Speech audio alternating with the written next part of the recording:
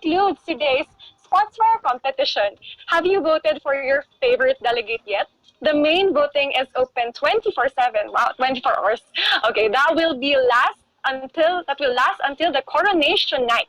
But you can only just vote once for every device. So lucky you if you have more devices. You will see the main voting feature on the ecosystem app. Click the Miss Philippines Earth icon and it will drive directly to the main voting.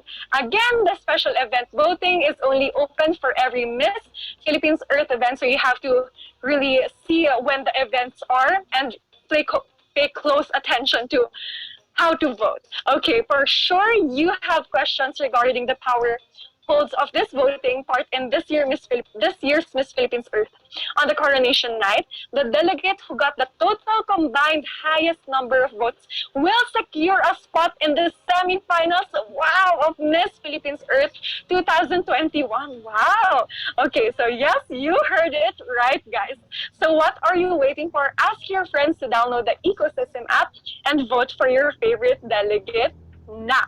For more updates on the ecosystem app, follow their social media accounts. See you in the ecosystem.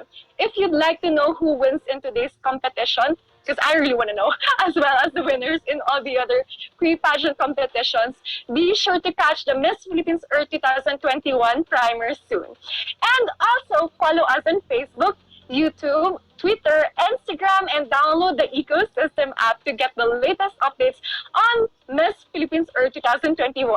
Thank you very much to our judges and to everyone who stayed with us online. Again, happy Father's Day sa inyong mga ama. Don't forget to greet your fathers, okay?